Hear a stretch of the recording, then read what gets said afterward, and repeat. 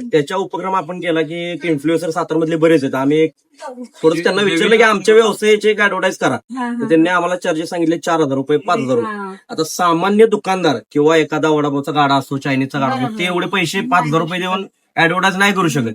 तर मग आम्ही असं विचार केला की आपलं एक सातारचं एक सेपरेट पेज काढायचं की प्रत्येक व्यावसायिकाचं फ्रीमध्ये ऍडव्हर्टाईज करून द्यायची.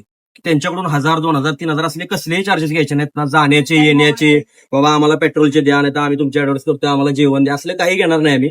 तुमच्या इच्छेने 100, 500 किती जे इच्छा असेल त्यांनी तेवढे पैसे आपल्याला दिले तर त्या पैसे जे महिन्याला जमतील, 5,000 जमव, 10,000 जमव, मग त्यातून जे अन्न आपल्याला परचेस करता येईल ते परचेस करून आपण आज संस्थांना देतो.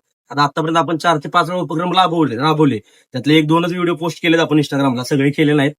पण आता जेवढं आम्ही बी कसं सामान्य वर्गातून येतोय, असं काही जास्त आपली फॅमिली बॅकग्राऊंड मोठं नाहीये की आम्ही करत जाऊ एवढं म्हणजे समाजासाठी एवढं करताय आणि ते सुद्धा फ्री मध्ये, म्हणजे नाही का, ऍक्च्युअली तुमचं काहीच स्वार्थ नाही पाहिला ते व्यापारी वर्गात. आणि ते पण आम्ही व्यापाऱ्यांच्या नावानेच, समजा एखाद्या व्यापाऱ्यानं 500 रुपये आपल्याला दिले, त्या 500 रुपयामध्ये समजा त्याचं आपण साखर खरेदी केली 10 किलो 15 किलो काही येईल ते त्यांच्या नावानेच आपण दान करणार. असं नाहीये की बाबा आम्ही आमच्या यानं दान करतोय. त्यामुळे त्यांचंही ऍडव्हर्टाईज होते, ज्यातून 2 पैसे मिळतात. ते अशा मुलांचं म्हणजे अन्नदान असो किंवा त्यांचं काही जे आमच्या पर्यंत होईल जेवढं ते त्यांचाही उपयोग चांगला असेल. छान आहे. तुम्ही जे पाचवडवाल्यांचं नाव घेतलं, ते गव्हर्नमेंट आहे, पण आपली ही अशी एक संस्था आहे सर, याला अनुदान नाही. गेली 14 वर्ष हे बालविभाग आहे, पण याला अनुदान नाही, याला कुठल्याही प्रकारचं शासकीय शुल्क नाही. आम्ही पहिलं लॉकडाऊन मध्ये एकदा येऊन गेलो होतो इथे.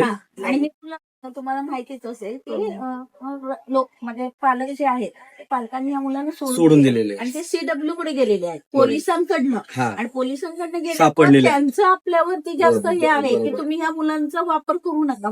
ह्या मुलाला 1 रुपया देत नाही सर, पण ह्या मुलाला खर्चटला ना तरी आम्हाला 20ला टाकलं. बरोबर, तेवढा म्हणजे आज आम्ही 24 तास आहे ना, तर आम्ही डोळ्यात ते घेऊन ह्या मुलांना लक्षात असतो. पण जरी ह्यातनं जरी काही विकटित घडू नये, पण समजा घडलं तरी त्याला सगळं जबाबदार जे नाईटला आहे तेवढी सगळे पकडले जातात. नाही. कसं माहितीये का, हे फक्त आमचं नाही कर्तव्य, जे साताऱ्यातल्या समाजात जेवढे धडधा करतात, आपल्याला देवाना असं जन्माला घातलंय की आपण बाबा स्वतः हाताने कमवू शकतो, पण त्यातील एक हिस्सा जर आपण या मुलांसाठी दिला तर यात काय वावगच नाहीये. सगळ्यांनी केलं पाहिजे. आणि कसं होतं की आता तुम्ही हे जेवढं पण आणलेलं आहे हे आवश्यक आहे, आणि हे महिन्याला आम्हाला हा घ्यायलाच लागतो. आपला जर कारखाना संपत आलाय लिंबा कोठा, तर हा तुमचा कोठा पुढच्या महिन्यामध्ये ऍपल वगैरे नाही.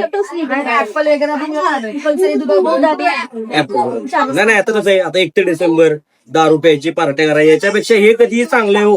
गोरगरीब असं अपंग मुलांच्या पोटात काहीतरी अन्न जातंय, हे महत्वाचं. आता आमची